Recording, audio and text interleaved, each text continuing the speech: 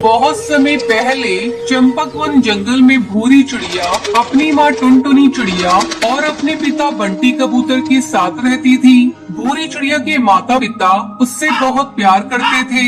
एक दिन टुनटुनी चिड़िया बीमार पड़ जाती है और उसे अपनी बेटी की चिंता सताने लगती है। ऐसे में एक दिन टुनटुनी चिड़िया बैठी धूप सेक रही थी, तभी वो देखती है कि पड़ोस में रहने वाली चिंकी चिड़िया की सौतेली माँ उसे धक्के देकर घोंसले से बाहर निकाल देती है। ये सब देखकर टुनटुनी चिड़िया बहुत डर जाती है और वो सोचने लगती है, अगर मैं मर गई तो मेरी बेटी का क्या होगा?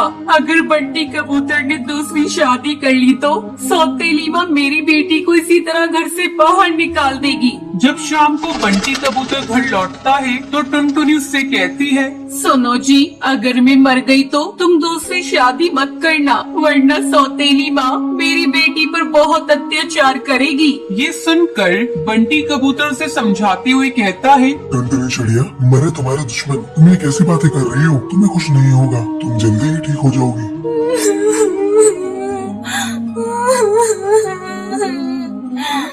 नहीं, तुम्हें आज मुझसे ये वादा करना ही होगा कि मेरे मरने के बाद तुम कभी दूसरी शादी नहीं करोगे। टुनटुनी, मैं तुमसे वादा करता हूँ कि मैं कोई दूसरी शादी नहीं करूँगा। कुछ दिन इसी तरह गुजर जाते हैं।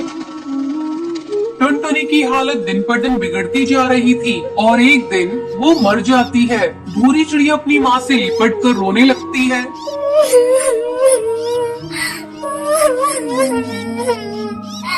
उठो ना माँ, तुम उठ क्यों नहीं रही हो? माँ कुछ तो बोलो, अपनी बेटी को इस तरह छोड़कर कहाँ चली गई? माँ आंखें खोलो, माँ उठो ना। अपनी बेटी को रोता देखकर बंटी कबूतर उसे चुप कराता है। बेटी, तेरी माँ बहुत अच्छी थी, इसलिए भगवान ने उसे अपने पास बुला लिया। अब बंटी कबूतर अपनी बेटी का ध्यान रखता था और फिर काम पर चला जाता था। एक दिन उसके घर कालू कौआ आता है और उससे कहता है, तुम कब तक भाभी के गम में इस तरह डूबे रहोगे? मेरी मानो तो तुम दूसरी शादी कर लो। पूरी अभी बहुत छोटी है, उसे माँ की जरूरत है। कालू कौआ बंटी कबूतर को बहुत समझाता है। ना चाहते हुए भी बंटी कबूतर कालू कौए की बात मान लेता है और वो टूनी चिड़िया से शादी कर लेता है। टूनी चिड़िया शक्ल से बहुत ही भोली थी, वास्तव में वो बहुत ही निर्दयी थी। टूनी चिड़िया बंटी कबूतर के सामने भूरी चिड़िया से बहुत प्यार करती, लेकिन उसके काम पर जाते ही वो भूरी चिड़िया पर अत्याचार करना शुरू कर देती थी। एक दिन वो भूरी चिड़िया से कहती है, अरे ओ महारानी, चल उठाइए झाड़ू और कमरे में झाड़ू लगा, फिर आकर मेरे पैर दबा, और खबरदार अगर तूने अपने बाप से कुछ कहा तो मैं तेरी बोटी बोटी काट कर चील को खिला दूंगी, तेरे बाप को पता भी नहीं चलेगा। अपनी सौतेली माँ की बात सुनकर भूरी चिड़िया बहुत डर जाती है। वो अपने पिता से कुछ नहीं कहती। एक दिन भूरी चिड़िया की तबीयत कुछ खराब थी। जब टूनी चिड़िया उससे काम करने को कहती है तब भूरी चिड़िया मना कर देती है। माँ, आज मेरी बहुत तबीयत खराब है, इसलिए मैं घर का काम नहीं कर पाऊंगी। मुझे बहुत कमजोरी महसूस हो रही है, आज आप घर का काम कर लीजिए। भूरी चिड़िया की बातें सुनकर टूनी चिड़िया गुस्सा हो जाती है और गुस्से में उसे पीटने लगती है